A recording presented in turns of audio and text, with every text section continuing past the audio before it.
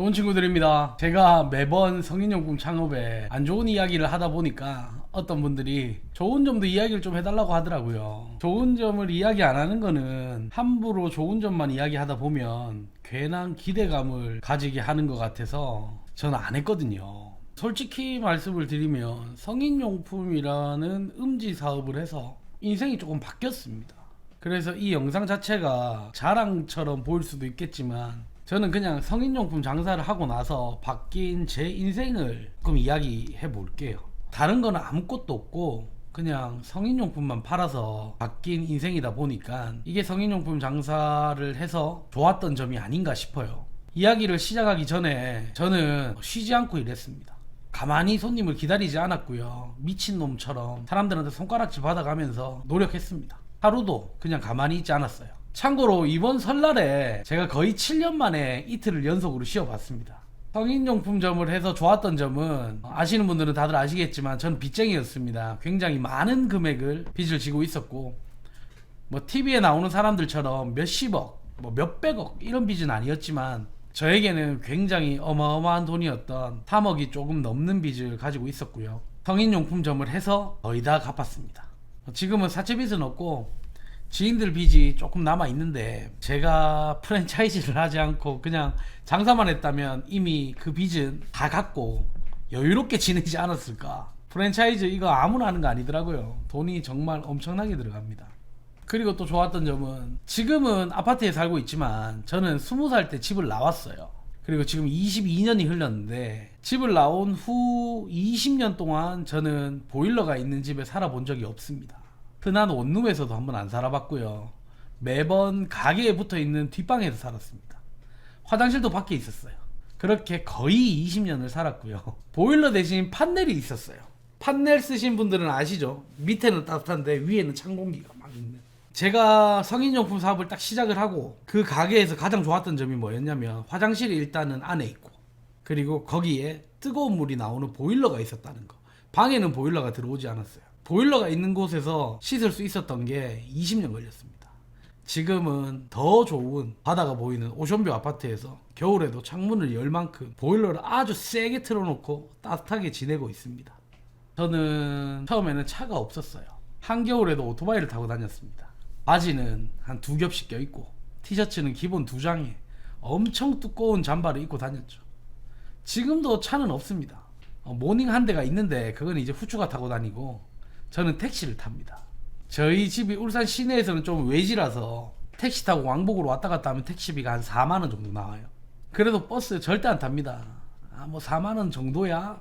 라는 생각을 합니다. 그리고 제가 성인용품점을 하면서 가장 좋았던 점은 이거 예전에 라이브에서 이야기한 적이 있지만 예전에는 돈이 너무 없어서 순대를 몇천 원치 사 먹은 적이 있어요. 먹고 조금 남았는데 그거를 쓰레기 봉지 안에 넣었죠.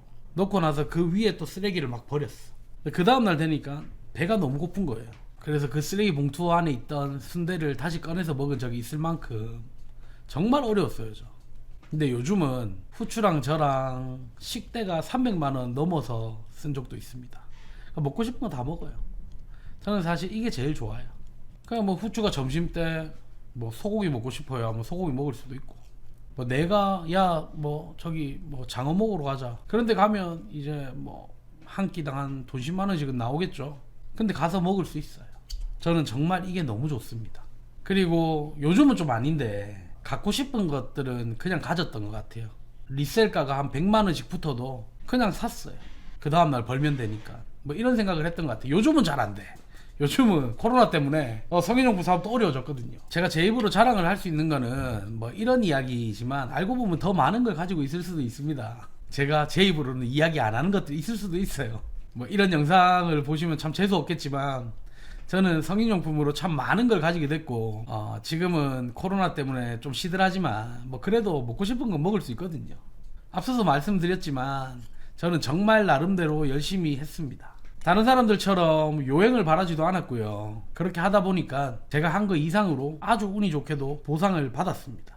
이런 이야기를 하다 보면 꼭 있는 사람들이 가맹사업을 해서 가맹점들 등쳐먹어서 돈 번 거 아니야 라고 하시는 분들이 있는데 저는 가맹사업을 해서 돈을 더 못 번 사람이지 돈을 더 번 사람이 아닙니다. 이거는 우리 가맹점 사장님들이 다들 인정하실 겁니다. 저는 투자자가 없어요. 투자를 한다는 사람들은 많았는데 제가 건방지게도 다 거부를 했습니다. 지금은 사실 굉장히 후회를 하고 있습니다. 근데 만약에 제가 투자자가 있었다고 하면 이런 식으로 운영을 못했을 거예요. 아마 가맹점에 대한 욕심을 굉장히 많이 부렸겠죠. 뭐 보시다시피 저는 가맹점에 대한 욕심이 없어요. 돈 벌려고 가맹사업에 욕심을 냈다고 하면 회사 홈페이지 하나 없는 게 말이 안 돼요. 가장 우선시 되는 게 회사 홈페이지인데 저희는 없어요. 어디서 보니까 뭐 한 달에 순수익 몇 천만 원 이런 문구 써가면서 성인용품 뭐 온라인 창업 홍보를 막 하는 사람도 있던데 그런 식으로도 홍보 한 번도 한 적 없습니다. 저는 오히려 하지 말라고 했지. 투자를 받지 않았기 때문에 제 마음대로 하고 있을 수 있는 것 같아요. 근데 지금은 좀 받을까 생각도 하고 있습니다.